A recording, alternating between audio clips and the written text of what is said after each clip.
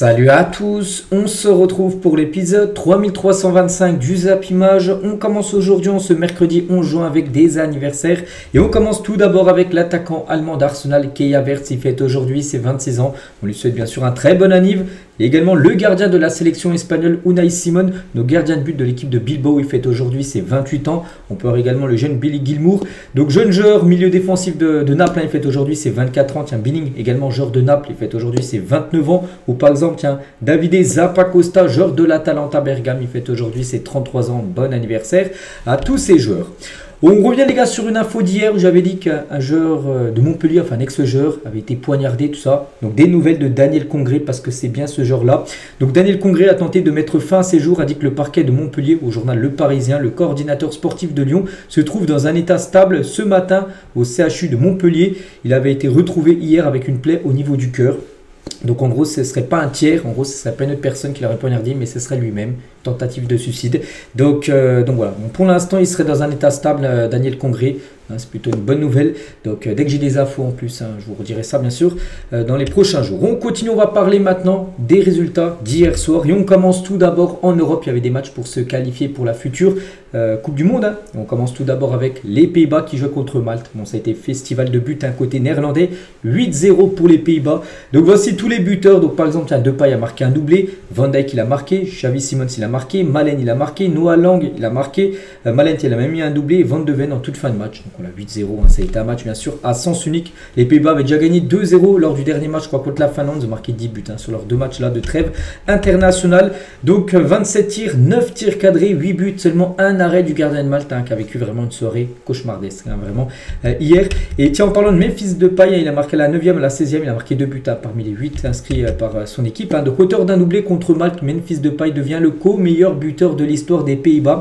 Avec 50 buts, il égale Robin van Persie et peut encore le surpasser ce soir. Bon, c'était après son deuxième but, mais il n'a pas marqué d'autres buts. Donc il reste à 50. Mais voilà, il est co-meilleur buteur de la sélection tout simplement néerlandaise avec Van Persie qui a le même nombre de buts que Mbappé par exemple en France, qui est également à 50. Donc prochain match pour lui, bon ça sera en septembre prochain vu que là il n'y a plus de match pour les Pays-Bas pour cette trêve. Donc il pourrait bien sûr devenir le seul meilleur buteur de cette sélection néerlandaise. Concernant les autres résultats de ces qualifications pour la future Coupe du Monde dans la zone Europe, par exemple il y a la Finlande qui avait perdu contre les Pays-Bas lors du match tour avant, ils ont gagné 2-1 contre la Pologne. Donc Saint-Marin s'est incliné 4-0 contre l'Autriche, la Lettonie, ou je ne sais plus trop, c'est la Lettonie contre l'Albanie 1 partout, la Roumanie 2, enfin s'est imposé 2-0 contre Chypre, et la Serbie s'est imposée 3-0 contre Andorre. Voilà, tous les résultats bien sûr de la soirée d'hier soir. Il y avait également, donc là c'était des matchs officiels, il y avait également des matchs officiels sur le continent sud-américain, des matchs également pour se qualifier pour la future Coupe du Monde. Et on commence tout d'abord avec le Brésil contre le Paraguay, et petite victoire des Brésiliens, mais une victoire voilà, qui leur permet d'aller en Coupe du Monde.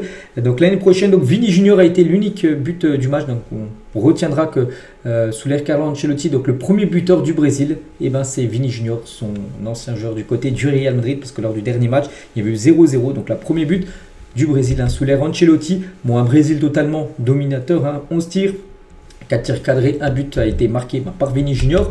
Et officiel du coup, le Brésilien, comme je l'ai dit là il y a quelques secondes, obtient son ticket pour la Coupe du Monde 2026. C'était toujours pas qualifié, ça y est, c'est fait. Sûr et certain, donc premier match avec la Seleção pour Ancelotti et qualification pour le mondial.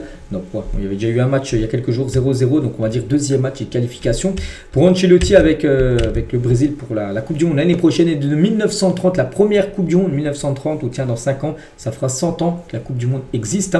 Et jusqu'à 2026, le Brésil est la seule nation à s'être qualifiée à toutes les Coupes du Monde. Ils n'ont loupé aucune, le Brésil.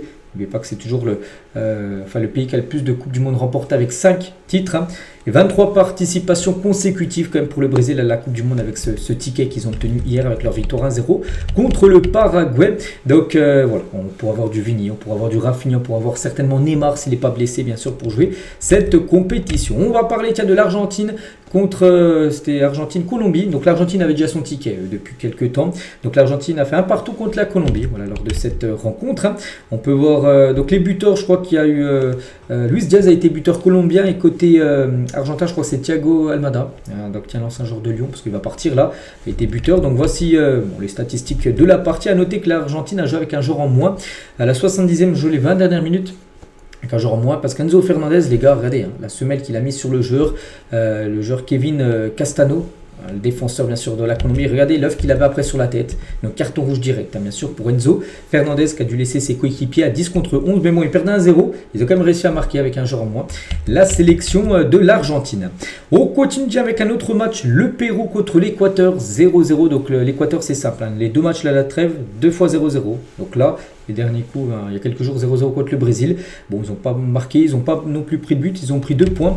Mais ça leur suffit, les gars. Donc officiel, l'Équateur est qualifié pour la Coupe du Monde 2026. Il leur suffisait juste d'un point. Donc c'est pour ça qu'ils ont visé le match nul. Et c'est fait pour William Pacho, qu'on verra la Coupe du Monde l'année prochaine. Avec bien sûr sa sélection de l'Équateur. L'Uruguay contre le Venezuela. 2-0 pour l'Uruguay. Lors de cette rencontre, dominé, 12 tirs, 5 tirs cadrés et 2 buts ont été marqués. Et sinon, il y avait un Bolivie contre le Chili. 2-0 pour la Bolivie chez elle à domicile. Voici les statistiques. Et concernant les Chiliens, c'est officiel. Vraiment, ils ont énormément déçu pendant ces éliminatoires. Et pas de Chili au Mondial 2026. Pour la 3e fois consécutive, ils seront absents de la compétition. Ils avaient loupé la Coupe du Monde 2018, 2022 et du coup 2026. Ils ne seront pas là. Ils avaient été pour la Coupe du Monde 2014 qui avait eu lieu au Brésil. Ils étaient là.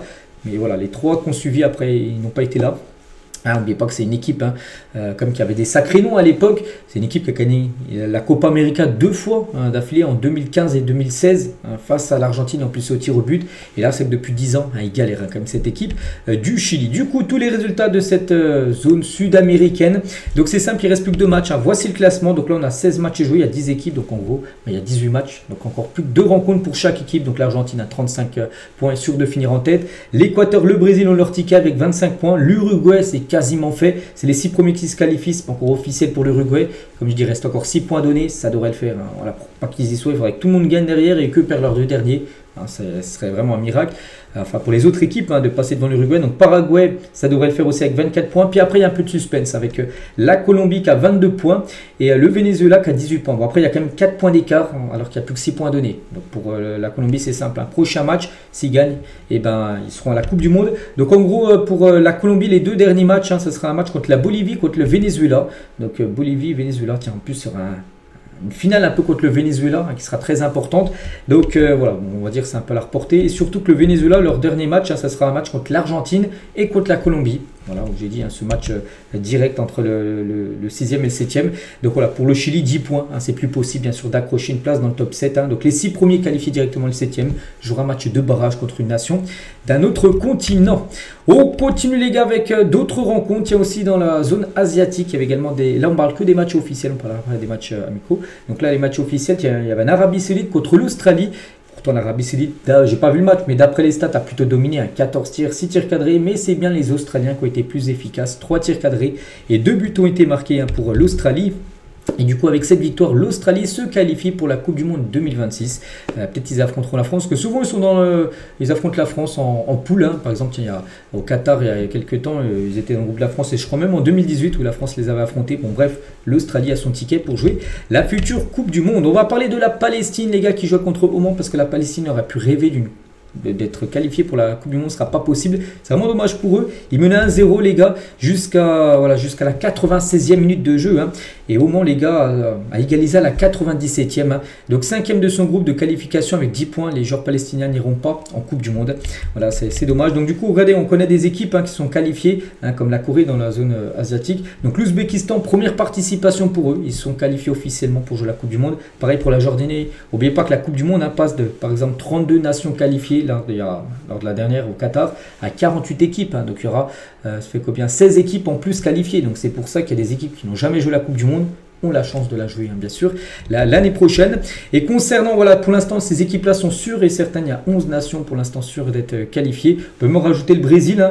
Voilà, parce que cette photo peut-être est intervenue avant le match du Brésil et de l'Équateur. On peut rajouter du coup Brésil-Équateur en plus de cette liste-là. Et du coup, du côté de la zone Asie, il y a encore des places à prendre, 2 places à prendre. Donc officiel est qualifié pour le 4e tour de la zone Asie pour se qualifier au mondial. Donc c'est simple, on peut voir là, les 6 équipes au monde. Voilà, Irak, Qatar, Émirats Arabes Unis, Arabie Saoudite et Indonésie. Donc en gros, sur ces 6 équipes-là, il y aura 2 groupes de 3 équipes. Vous avez compris, en gros, les 2 premiers qualifiés au mondial. Voilà, sur les 2 groupes, les 2 premiers iront à la Coupe du Monde. Donc les 2 deuxièmes s'affronteront dans un 5e tour. Le gagnant joue le tournoi de barrage de la FIFA pour espérer se qualifier. Donc là, par exemple, Celui qui gagnera ce tournoi-là pourra jouer par exemple contre le 7e, vous savez, de la zone sud-américaine qu'on parlait tout à l'heure, où c'était le Venezuela. Donc, vous avez compris un peu comment ça va se dérouler encore les places qualificatives du côté de la zone asiatique. Voilà ce qu'il y a à dire sur les matchs officiels d'hier soir. Maintenant, on bascule sur les matchs amicaux. Il y en a plein. On va parler de quelques-uns. Tout d'abord, tiens, de ce Angleterre-Sénégal.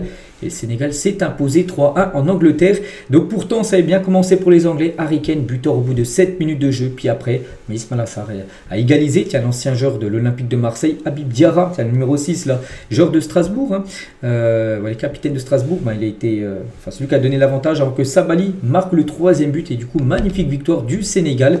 Donc pourtant dominé, je n'ai pas vu le match. Mais bon, d'après les statistiques, ils n'ont pas volé leur victoire. 11 tirs, 9 tirs cadrés. Ils ont été beaucoup plus mieux en gros que l'Angleterre. Donc 9 tirs cadrés, ils en ont mis 3, alors que l'Angleterre a seulement eu 4 tirs cadrés dans le match. Donc félicitations au Sénégal. Et c'est historique, hein, le Sénégal devient la première nation africaine à battre l'Angleterre. L'Angleterre a déjà souvent affronté les équipes africaines. À chaque fois, l'Angleterre, soit il gagnait, soit il y avait un nul, mais il perdait jamais. C'est la première nation africaine à battre la sélection anglaise. Et du coup, première défaite pour Thomas Tuchel sur le banc de l'Angleterre. Défaite 3 en amicaux face au Sénégal. C'est vrai qu'il avait commencé 3 matchs. 3 victoires, voilà, donc 3 victoires en plus sans encaisser le moindre but. Hein. Donc là, hier, ils en ont pris 3, hein, comme cette sélection anglaise. Il y avait également un Suède contre l'Algérie. Hier, un match totalement fou. Hein. Les Suédois menaient 4-0 à l'heure de jeu. On s'est dit, voilà, c'est un festival. Voilà.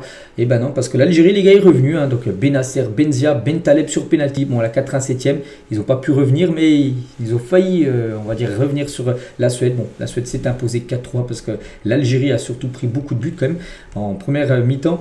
Enfin, surtout, ils ont pris un triplé de Sema, qui a marqué le triplé, un côté suédois. Donc, voici les statistiques de cette rencontre. Il y a une autre nation africaine, la Côte d'Ivoire, joue contre le Canada. Donc, ça s'est fini à 0-0 vu que c'est un match amical. Séance de tir au but, et c'est la Côte d'Ivoire qui s'est imposée lors de cette séance de tir au but contre le Canada. On va parler des États-Unis, un an de la Coupe du Monde. N'oubliez pas que c'est eux qui organisent la Coupe du Monde avec bien sûr le Canada et le Mexique. Ils ont du mal quand même, les Américains. Ils ont perdu il y a quelques jours 2-1 contre la Turquie d'Arda Güler. Et la nuit dernière, je contre la Suisse, ils ont perdu 4-0. Cette équipe américaine, regardez, ils n'ont pas vu le jour, les gars. La Suisse, c'est 12 tirs, 7 tirs cadrés, ils en ont mis 4. Les États-Unis, 7 tirs, 0 tirs cadrés.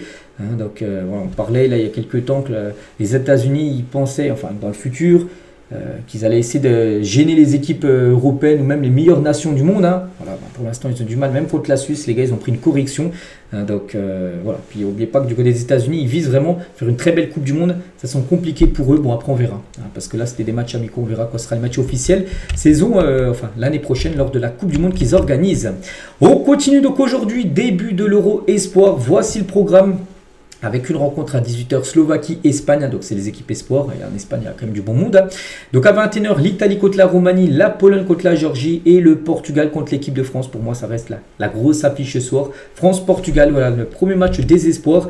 Donc voilà, on peut voir la photo officielle bien sûr, où il y a quand même du bon monde hein, du côté des Bleus. Donc la France avec le Portugal, la Pologne, la Géorgie. Voilà, donc l'autre match du groupe sera à 21h. Donc voilà, déjà ce soir c'est le gros morceau le Portugal. Il va falloir bien commencer bien sûr pour les jeunes français.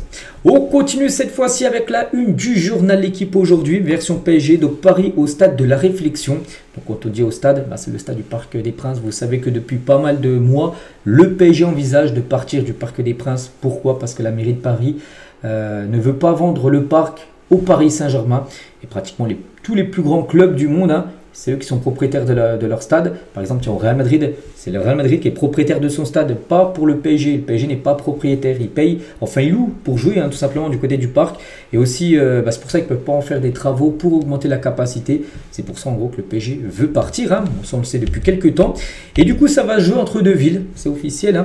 Le Paris Saint-Germain a retenu les villes de Poissy et de Massy pour accueillir sa possible future enceinte. Le gagnant devrait être désigné à l'automne 2026 après des études approfondies. Donc Poissy, ça doit être à peu près au Parc des Princes, à 18 km, Poissy, et Massy, ça devrait être à 12 km. Voilà, du Parc des Princes. Voilà. Ça devrait se jouer entre une des deux villes-là. N'oubliez pas que Poissy, c'est où il y a le centre d'entraînement du Paris Saint-Germain. Voilà. Donc il y aura peut-être le centre d'entraînement et juste à côté, enfin pas très loin, le nouveau stade du PSG qui pourrait être construit. Donc c'est le sens de l'histoire. Le club est convaincu qu'un stade de 48 000 places, le stade actuel, le Parc des Princes, n'est plus adapté, surtout après les récentes festivités, hein, où il y avait tellement de demandes bien sûr pour aller suivre par exemple les matchs de Ligue des Champions, que voilà, le stade il aurait pu être 3 fois plus grand, il aurait été aussi à guichet fermé, donc il faut oui un stade plus grand. Hein, le PSG a changé de dimension, il faut aussi un nouveau stade, hein, ou augmenter tout simplement la capacité du parc, mais pour l'instant c'est que c'est compliqué. Donc le site Stellantis à Poissy et la ZAC de la Tuilerie à Massy sont en course pour accueillir l'enceinte de 60 000 à 90 000 places. Hein, voilà. S'il y a un stade, ça peut être de 60 à 90 000 places. À 90 000, les gars, ce serait énorme. Hein. Le choix final sera fait au plus tôt à l'automne 2026. Bon, c'est pas pour maintenant, ce serait dans un an à peu près qu'ils vont décider où ils vont construire leur nouveau stade, parce que bien sûr il y a plein de choses à étudier, hein, les lieux, tout ça, il y a plein de choses à faire, hein, pour les architectes bien sûr, voilà, mais on saura normalement l'année prochaine où Paris jouera dans le futur, et après bien sûr il faut le construire ce stade, donc là le PSG va jouer encore, je pense facilement encore 10 ans, hein, du côté du parc, parce que le temps déjà qu'ils trouvent le lieu, bon, ils l'ont trouvé, mais voilà, le temps qu'ils disent vraiment où c'est, et après que ça commence les travaux, ça va prendre au moins 5-6 ans au moins de faire un stade. Hein, donc le PSG va continuer encore à jouer longtemps bien sûr du côté du parc, hein. Et Nasser évoque ses rapports avec Anne Hidalgo, donc la maire de Paris, et parle du stade du PSG, hein. Je ne peux pas dire si elle a été invitée à Munich, hein, pour la finale de Ligue des Champions. On n'a pas de problème avec personne. Si elle a un problème avec nous, c'est ça le problème, hein. Si on n'est pas les bienvenus, on cherche une solution. Voilà. En gros, ce qu'il a pu dire, hein. Il était hier sur l'émission C'est à vous sur France 5. Voilà, Nasser tient à revenir sur quelques déclarations de sa part. Donc, tiens, déjà une photo de lui. Tiens, à l'époque, quand il était beaucoup plus jeune, c'était en 1998. On peut voir Nasser avec un maillot bleu, mais avec le gros écusson du PSG. Hein, il était déjà fan du Paris Saint-Germain en 98.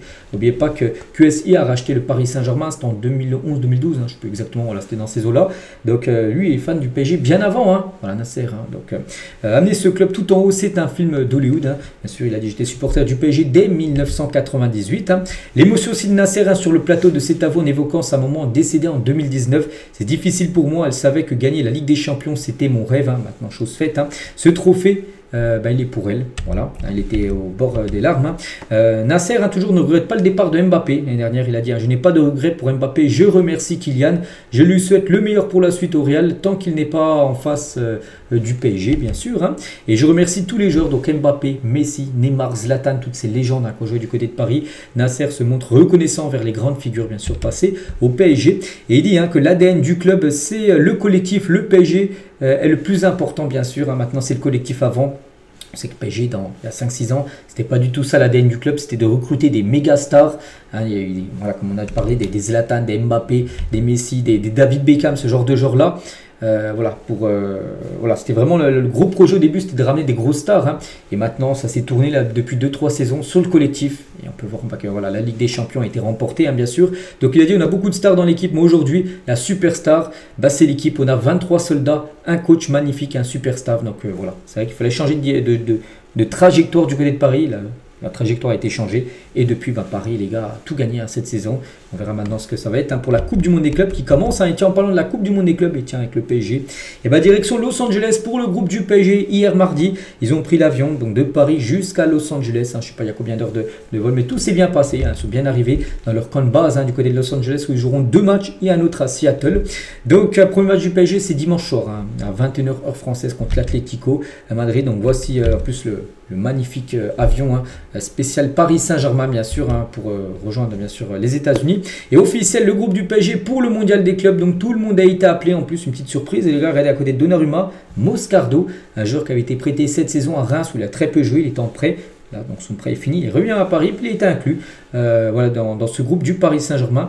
Donc Ousmane Dembélé est bien présent, malgré qu'il devrait louper les 3 matchs de poule. Il est bien présent, il va continuer sa rééducation avec les médecins du club, hein, qui sont bien sûr aussi eux du voyage, hein, du côté des États-Unis. A noter, tiens, que Lucas Beraldo, une petite info, il change de numéro, il portera désormais le numéro 4 du côté du PSG. Voilà, c'est officiel. Et toujours avec Paris, donc ils disputeront la Coupe du Monde des clubs, hein, qui commence là dans quelques jours, avec l'étoile sur le maillot. A noter que le Paris Saint-Germain dévoilera son nouveau maillot officiel. Bon, on l'a déjà vu, hein, vous savez, c'est bon, toujours bleu et rouge, où il y aura des quadrillages en motif de Tour Eiffel. Il sera dévoilé demain, les gars, le 12. On est le 11, donc demain jeudi, il y aura un communiqué du PSG. Tiens, voici nos nouveaux maillots pour la saison prochaine. Et à noter que la Coupe du Monde des clubs sera avec l'étoile, mais pas pour la Ligue 1, Ligue des Champions saison prochaine. L'étoile sera seulement pour la Coupe du Monde des clubs. Nasser, il a dit, hier dans C'est à vous, il a dit, enfin dans l'émission tout à l'heure quand on disait les déclarations de sa part, il a dit que si Paris venait à gagner la Coupe du Monde des clubs, ils laisseront, hein, l'étoile sur le maillot pour la saison prochaine. Donc, tu as toujours avec la Coupe du Monde des clubs avec d'autres équipes. Il n'y a pas que Paris, bien sûr. En tout, il y a 32 équipes engagées, bien sûr, dans cette Coupe du Monde des clubs. Il y a aussi Manchester City.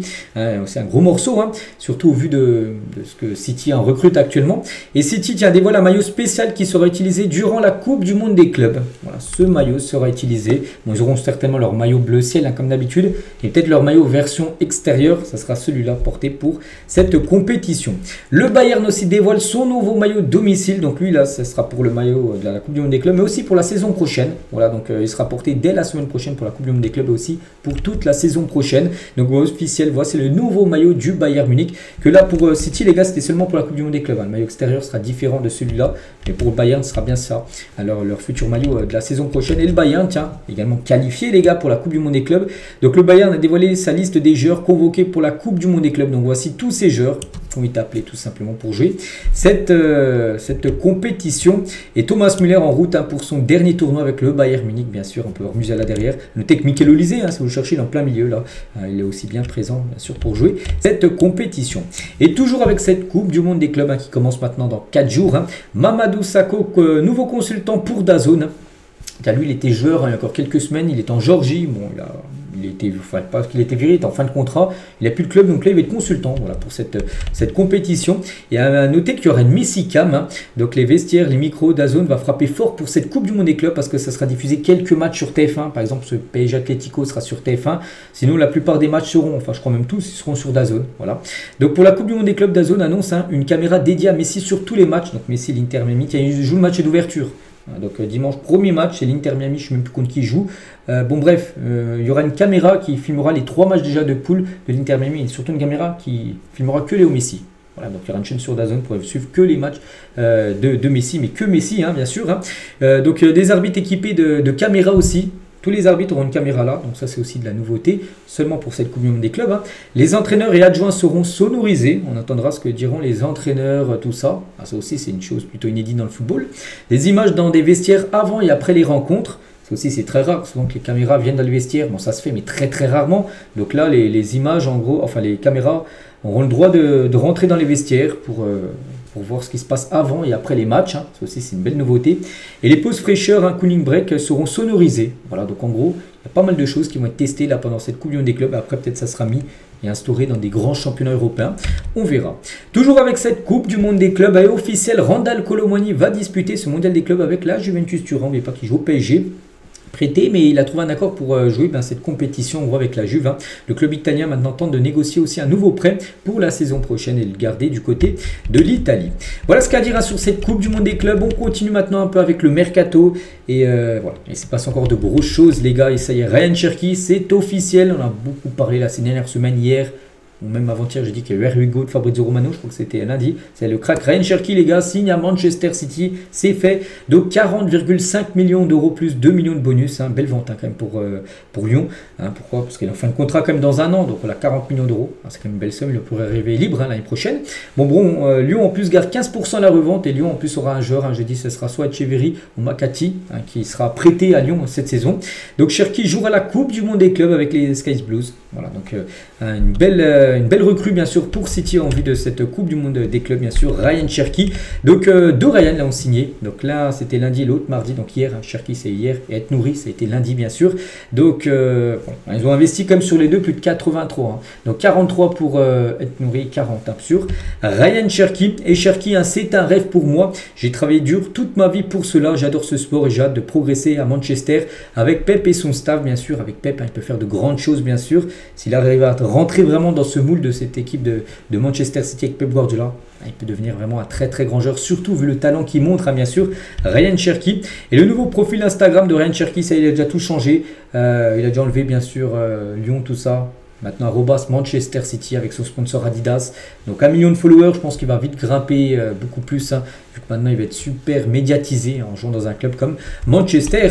Voilà, déjà le million d'abonnés atteint. Parce que même avant sa signature, il était il était en dessous d'1 million. Donc ça, il a déjà dépassé le bar du million d'abonnés sur Instagram. Et voici son message aux supporters lyonnais. J'ai pas envie de tout lire, mais je peux mettre pause, les gars.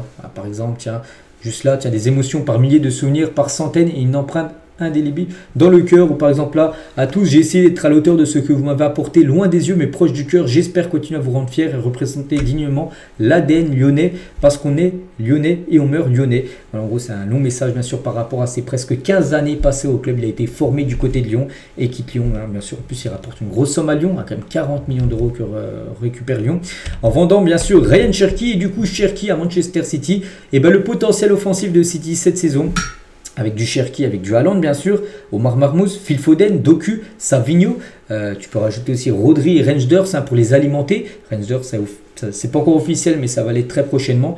C'est vrai qu'on sent quand même ce nouveau cycle, hein, quand même, du côté de City là, qui est en train d'être mis en place. Et avec ces joueurs vendus, tiens, Lyon, hein, donc les joueurs formés à Lyon, hein, ont rapporté environ 410 millions d'euros au club, hein, depuis 2017, bonus inclus. Donc Cherki, Tolisso, les gars, à l'époque, avait quitté Lyon pour aller au Bayern. Nabil Fekir qui est parti au Betis. Malo Gusto qui est parti du côté de Chelsea. Encore plein d'autres joueurs, les gars, en exemple. Hein. C'est vrai que Lyon a un rapport, enfin, avec son centre de formation qui sort pas mal de cracks, et ben quand ils vendent leur joueurs, on peut prendre aussi Barcola par exemple, hein, qui a été vendu au PSG 40 millions d'euros. Mais en tout, c'est 410 millions d'euros récupérés par l'Olympique lyonnais. Toujours à City, tiens, c'est pas fini les gars, une autre recrue. Bon, lui, il va peut-être peu jouer, mais bon, ça reste une recrue. C'est officiel, Marcus Bettinelli quitte Chelsea, rejoint Manchester City. C'est un gardien. Hier, j'avais parlé que Carson, hein, qui avait joué seulement 2 ou 3 matchs à City depuis 6 ans, partait, hein. L'ancien gardien, c'était la doublure de Ederson. Et ben en gros, une nouvelle doublure débarque, hein. C'est lui, les gardiens de 33 ans, signe un contrat d'1 an avec les Citizens. Il fera partie du groupe qui participera à la Coupe du Monde des clubs.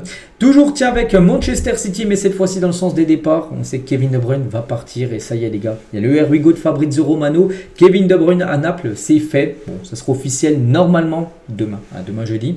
Donc ça devrait être un contrat de 2 ans plus une autre année en option. Il va rejoindre libre, hein, cette équipe bien sûr de Naples. Bon, il touchera une belle prime à la signature. Donc De Bruyne passe à sa visite médicale avec Naples demain jeudi. Et bon, soit demain, soit peut-être mercredi, parce que souvent quand il passe les visites médicales, par exemple Cherki a passé sa visite médicale le lundi, c'est officiel le lendemain de mardi. Donc là, s'il passe sa visite médicale jeudi, ce sera peut-être officiel vendredi, on verra. Voilà, De Bruyne va bien rejoindre la Serie A, et magnifique recrue quand même pour Naples, parce qu'il a encore un gros niveau bien sûr, Kevin De Bruyne. On continue avec un autre transfert officiel, c'est Jude Bellingham. On en a beaucoup parlé là ces dernières semaines. Donc il aurait pu rester dans son club de Sunderland et jouer en Première Ligue saison prochaine. Non, ça ne sera pas le cas, parce que Jude Bellingham quitte Sunderland et s'engage avec le Borussia Dortmund. Montant du transfert 38 millions d'euros, bonus compris. Je crois que c'est 33 plus 5 millions, hein, ce qui fait 38 millions, bonus compris en gros. Donc voilà, Jude Bellingham fait comme son grand frère qui avait joué à l'époque du côté de Dortmund. Donc lui aussi rejoint cette équipe du BVB. De contrat jusqu'en 2030, un contrat de 5 ans bien sûr pour lui du côté de l'Allemagne. Il jouera déjà la Coupe du Monde des clubs, hein, Dortmund est qualifié, et il portera le numéro 77 dans le dos, hein, pendant cette compétition de la Coupe du Monde des clubs à Dortmund. Hein. Donc le petit frère qui suit les traces du grand frère. Hein, donc Jude Bellingham avait signé lui le 23 juillet 2020. Donc il y a 5 ans, il avait signé... il avait quitté, je crois, le Birmingham pour rejoindre l'équipe Dortmund. Donc 5 ans après, bon, pas non plus jour pour jour, mais voilà, 10 juin 2025, on se souviendra que Jude Bellingham fait comme son frère et rejoint tout simplement l'équipe du BVB. Donc Jude avait été transféré pour 30 millions d'euros et Job a été transféré pour 33 sans les bonus, hein, 38 bien sûr, si on rajoute les 5 millions de bonus.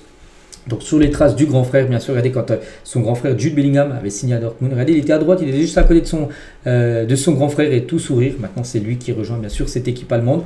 C'est vrai qu'en plus Dortmund, je pense, c'est le club parfait pour lui. Déjà parce qu'il y a un passé avec son frère, et surtout que Dortmund fait beaucoup confiance quand même aux jeunes. Puis c'est une très belle équipe, hein, Dortmund. C'est une équipe voilà, qui va jouer la saison prochaine la Ligue des Champions, tout ça. À Sunderland, il aurait peut-être joué le maintien, que là il va jouer comme le haut tableau, hein, du côté de la Bundesliga. Donc oui, je pense que c'est un club tremplin pour lui. Hein. Donc, et Job et Jude, hein, donc les deux frères, hein, pourraient s'affronter lors de la Coupe du Monde des clubs. Bon, ils ne sont pas dans la même poule, hein, le Real Madrid et Dortmund, mais bien sûr, ils peuvent s'affronter un peu plus loin dans le tournoi si les deux équipes venaient à se qualifier. Hein. Et le plus grand rêve, hein, de Jude Bellingham, hein, c'est simple, hein, c'est de jouer avec son frère au Real Madrid. Hein, pourquoi pas, on verra. Hein. Pour l'instant, ils viennent de débarquer à Dortmund. Simon de belles choses, bien sûr, un jour le Real Madrid sera intéressé et pourra ramener les frères Bellingham ensemble, hein, du côté du Real. C'est en tout cas le rêve, hein, de Job, et je pense que ça doit être le rêve aussi de Jude, hein, de jouer avec son petit frère, hein, en plus du côté du Real Madrid. Et concernant Job, hein, pas le temps, ça y est, Niasse les gars, ça y est, il a été signé. Déjà premier entraînement pour lui, n'oubliez pas qu'il y a la Coupe du Monde des clubs, hein, qui commence dans quelques jours également pour l'équipe allemande de Dortmund. On continue les gars avec un autre transfert, c'est pas officiel mais bon ça va aller très prochainement, here we go. Ça y est les gars, concernant Florian Wirtz, hein, ça a été le gros feuilleton là déjà depuis pas mal de mois, ça y est, les gants touchent au but. Wirtz va signer à Liverpool. On ne dit pas qu'il y avait pas mal de clubs, il y a le Real qui le voulait, il y a le Bayern, il y avait City. City s'est retiré, ils ont jugé le transfert trop cher. Du coup, il y avait le Bayern, ils ont voulu, mais le joueur a préféré Liverpool. Et voilà, ça y est, ça va se faire les gars, 150 millions d'euros. Donc bonus compris, il va devenir l'un des plus gros transferts de l'histoire du football.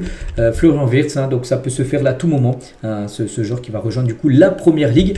Donc Wirtz, Liverpool 150, Ryan Cherki à City, on va dire 50 si on arrondit. La Première Ligue n'est pas prête, c'est que la Première Ligue, gros championnat, accueille des sacrés cracks bien sûr. Bon, comme Cherki les gars, c'est beaucoup moins cher qu'un Wirtz, on verra. Si Wirtz vaut ces 150 millions d'euros, je pense pas. Je pense pas qu'il vaut autant. Bon, certainement plus de 100 millions d'euros, mais 150 les gars, ça reste quand même une somme énorme. Et grosse rentrée d'argent quand même pour le Bayer Leverkusen. Et si le transfert se fait, pour l'instant c'est un Ruigo, c'est pas officiel, mais bon, on pense que ça va se faire. Il atteindra il sera troisième des plus gros transferts de l'histoire du football. Le premier, toujours Neymar 222, Mbappé 180 et Wirtz les gars, on le mettra en troisième position juste devant le transfert de Philippe Coutinho de Liverpool au Barça 145, Wirtz 150 millions quand ce sera officiel. Donc après bien sûr il y a Félix, regardez le top 20 en gros des plus gros transferts de l'histoire du foot. Donc là déjà le top 5 avec peut-être un là cet été, bien sûr celui de Wirtz, parce que les deux derniers les gars, les deux au PSG, Neymar et Mbappé, c'était 2017, ça datait de plus de 8 ans. Donc là 8 ans après, c'est le plus gros transfert sur les 8 dernières années, on va dire, celui de Wirtz. Après, on peut voir d'autres transferts. Enzo Fernandez du Benfica Chelsea, 121 millions que Chelsea avait déboursé. Grealish d'Aston Villa, City va le vendre là parce qu'il ne va pas rester. C'est 117 millions d'euros. Griezmann, c'est 120. Declan Rice, c'est 116. Caicedo, c'est 116 de Brighton à Chelsea. Chelsea, bien sûr, a beaucoup d'argent. Toujours avec Chelsea. Lukaku, 115 millions d'euros de l'Inter à Chelsea. Donc Dembélé, c'est 105. Pogba, 105. Bellingham, 103. Eden Hazard, c'est 100. Et pour la 16e à la 20e place, deux fois Ronaldo, donc du Real à la Juve 100, 94 de Manchester au Real Madrid. Donc voilà le top 20, en gros des plus gros transferts de l'histoire du football. Puis là un gros va être fait bien sûr, celui de Wirtz avec ses 150 millions d'euros. On continue avec d'autres infos mercato, quelques autres infos les gars. Here we go, un autre, c'est Juan Garcia va signer au FC Barcelone. Voilà, c'est le gardien de l'Espagnol Barcelone. Et il va rejoindre le club voisin de l'Espagnol, le grand FC Barcelone. La clause va être levée de 25 millions d'euros, contrat de 5 ans. Voilà, donc là c'est le Hugo. J'ai pu voir que ça pourrait se faire officiellement, peut-être la semaine prochaine l'annonce, ce que j'ai pu voir sur les sites espagnols. Bon, chose qui est sûre, c'est qu'il va rejoindre bien sûr le Barça. Donc le projet, c'est de le mettre titulaire la saison prochaine lui. Chesney, il va prolonger, numéro 2, Ter Stegen devrait partir. Voilà en gros ce qui devrait se passer du côté des cages du Barça. Toujours au FC Barcelone, c'est pas fini. Après bien sûr Juan Garcia, maintenant la priorité serait ce joueur-là. Hansi Flick voudrait recruter Evan Perisic, 37 ans, pour renforcer le FC Barcelone. D'après Mundo Deportivo, donc lui joue au PSV. Donc pourquoi ce joueur qui a quand même 37 ans, on se dit le Barça mise plutôt sur la jeunesse, parce que c'est un joueur les gars déjà qui coûterait rien. Voilà, au club pratiquement rien. Ce serait un salaire totalement ok pour le Barça, et ce sera en gros un super sub, un joueur que tu fais rentrer en fin de match, un joueur de temps en temps pour faire souffler d'autres joueurs. Donc voilà, lui ce serait en plus bien sûr de Luis Diaz, qui est toujours la priorité du club. Donc lui ça coûterait pratiquement rien au FC Barcelone. C'est pour ça que le Barça aimerait ramener en gros ce joueur-là, du côté bien sûr de l'équipe. Il y a d'autres transferts qui pourraient se faire là, aussi. Donc Como pourrait boucler la venue du crack Martin Baturina. Donc c'est un joueur croate qui devrait quitter le Dinamo Zagreb. Et donc il a accepté de rejoindre la Serie A, donc Como. Donc l'offre de 18 millions d'euros plus bonus pouvant monter l'affaire à 25 millions d'euros. 25 millions d'euros que peut-être va débourser Como pour s'offrir ce crack croate. Un transfert officiel, Joaquin Correa, qui avait joué à l'Olympique de Marseille, il avait été prêté par l'Inter.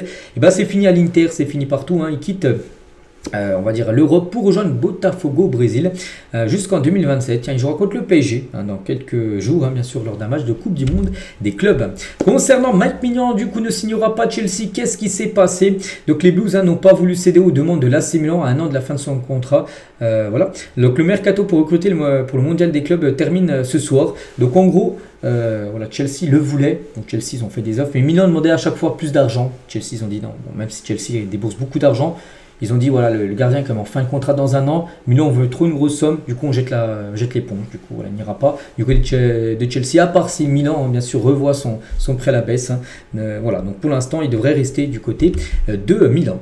Concernant Hugo Ekitike, ne participera pas au mondial des clubs avec Chelsea. Discussion toujours en cours entre le français et Chelsea pour un transfert cet été, même si Liverpool reste en lice. Voilà, donc il pourrait bien sûr aller à Chelsea, mais peut-être du coup après la Coupe du Monde des clubs. N'oubliez pas que Chelsea a déjà recruté quand même 5 5 recrues sur ce mercato. Il y a eu Mamadou Sarr, il y a eu Sugo, il y a eu d'autres joueurs que j'ai plus trop nom, Kendry, Paes, tous ces joueurs-là. On va déjà signer à Chelsea, déjà 5 recrues. C'est pas fini à Chelsea, les gars, ils veulent encore beaucoup de joueurs, bien sûr, sur le mercato. Tiens, on va parler de Al Hilal qui veut recruter N'Golo Kanté pour le mondial des clubs. Tiens, Al Hilal qui joue mercredi prochain, dans 7 jours, jour pour jour, donc contre le Real Madrid. Al Hilal, Real Madrid. Et Al Hilal veut recruter Kanté pour cette Coupe du Monde des clubs. Donc des discussions sont en cours pour un prêt de courte durée du milieu de 34 ans de Al Ittihad vers Al Hilal. C'est vrai qu'il peut être prêté pendant un mois à Al Hilal pour jouer cette compète, puis après il retourne à Al Ittihad, son club actuel. Donc pas encore d'accord, mais optimiste autour du deal. Voilà. Donc la même chose pour... tiens, ils veulent faire aussi la même chose avec Riyad Mahrez. Al Hilal va tenter de recruter Riyad Mahrez en prêt pour la Coupe du Monde des clubs, avec la même formule que N'Golo Kanté, un prêt d'un mois. Il faut qu'Al-Ahly bien sûr accepte le club où joue Riyad Mahrez. Et ils veulent aussi Angelino, donc joueur de l'AS Roma. Hier j'ai dit qu'il allait signer, mais Angelino ne signera pas à temps pour le mondial des clubs. Il pourrait débarquer à Al Hilal, mais peut-être après du coup la Coupe du Monde des clubs. Pas d'accord total entre Al Hilal et la Roma. Le deal est bloqué actuellement. Et voilà, parce que là actuellement tous les clubs, les 32 équipes qualifiées pour jouer cette Coupe du Monde des clubs doivent envoyer à la FIFA les joueurs convoqués. Les joueurs qui seront présents bien sûr, et en gros s'ils ne sont pas enregistrés, ces joueurs là ils ne pourront pas jouer ce mondial des clubs, mais voilà, Al Hilal pour enregistrer quand même quelques recrues. On va parler de Franco Mastantuono qui va jouer la Coupe du Monde des clubs avec River Plate, son club actuel. Et lui, il va partir au Real Madrid dès la Coupe du Monde des clubs est finie avec River Plate. Il rejoindra le Real. Et il sera titulaire la saison prochaine au Real Madrid au poste de numéro 10. À 17 ans, les gars, lui, il a déjà quasiment sa place de titulaire au Real. Enfin, d'après ce qui se dit, bien sûr. Et concernant ce joueur, comme j'ai dit, il va bien disputer la Coupe du Monde des clubs avec River Plate. Le crack argentin rejoindra ensuite le Real Madrid à la fin de la compétition. Donc, le Real va l'acheter là très prochainement, 40 millions d'euros. Les 4 pistes de l'Olympique de Marseille au poste de défenseur central. Donc, Medina, défenseur central argentin de Lens, c'est une priorité. Il y a aussi Aguerd, Badiachil et Aymeric Laporte. Donc, peut-être les 4 ne viendront pas ensemble, mais peut-être un, voire peut-être 2 joueurs de cette liste. Je vois bien déjà Medina, que Marseille suit quand même depuis longtemps. Le joueur veut aller à Marseille. Et après, on verra, parce que c'est 3 bons joueurs, bien sûr, de haute qualité. Allegri, tiens, le nouveau coach de l'AC Milan veut ramener Adrien Rabiot à l'AC Milan. L'entraîneur qui a connu le milieu à la Juventus Turin souhaiterait l'avoir dans ses rangs du côté de Milan. C'est qu'Allegri avant coachait la Juve. Il y a Rabiot qui joue à la Juve. Il aimerait maintenant le ramener à l'AC Milan. Après, on verra ce qu'il accepte. N'oubliez pas que Marseille, s'il reste à Marseille, il joue la Ligue des Champions. Milan ne joue rien du tout saison prochaine. Peut-être le mieux, c'est de rester à Marseille, bien sûr. Pour Adrien Rabiot. Et toujours du côté de Milan, il cible aussi Ayoub Boadi, donc ce tout jeune joueur français de l'équipe de Lille. Donc, son profil est très apprécié par Massimiliano Allegri. Tiens, toujours avec des infos en provenance d'Italie, mais Igor Tudor, cette fois-ci, le coach de la Juve, c'est officiel, il restera coach de la Juve, parce qu'on sait qu'en Italie, il y a eu beaucoup de coachs qui ont été virés, qui sont partis, voilà, Inzaghi, tout ça, je ne vais pas tous les citer, Fonseca, Gasperini, tous ces coachs. Donc lui restera en place. Il n'y aura pas de changement de coach cet été du côté de la Juve. Igor Tudor restera. Toujours avec les coachs, Thomas Frank sera le nouveau coach de Tottenham normalement. Lui c'est le coach de Brentford. Et Ange Postecoglou à Tottenham, il est parti. C'est officiel, il a été viré après cette saison catastrophique. Bon, il a quand même gagné l'Europa League, mais en première ligue, finir 17e. C'est une catastrophe. Donc voilà, Erwigo, Thomas Frank devrait devenir le nouveau coach de Tottenham. Toujours tiens avec les coachs, Claudio Ranieri refuse aussi le poste de sélectionneur de l'Italie. Spalletti a été viré après le deuxième match de l'Italie contre la Moldavie. Donc on parlait beaucoup de Ranieri. Donc lui a dit non, Ranieri. Il va certainement partir en retraite. Donc ça ne sera pas Ranieri. Donc pourtant ils lui ont proposé le poste et il ne veut pas. Et maintenant on parle beaucoup de Gattuso, du coup, qui est le grand maintenant favori pour reprendre la sélection italienne.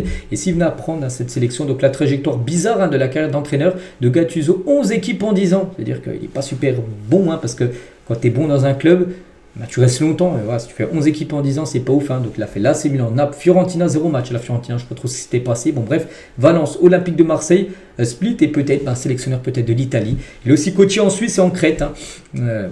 Voilà, concernant peut-être le futur coach de l'Italie, est-ce que c'est le meilleur choix? Je pense pas, parce que vu la carrière d'entraîneur, mais bon, actuellement c'est lui le grand favori. On finit avec lui aujourd'hui, donc voilà les gars ce qu'il y avait à dire.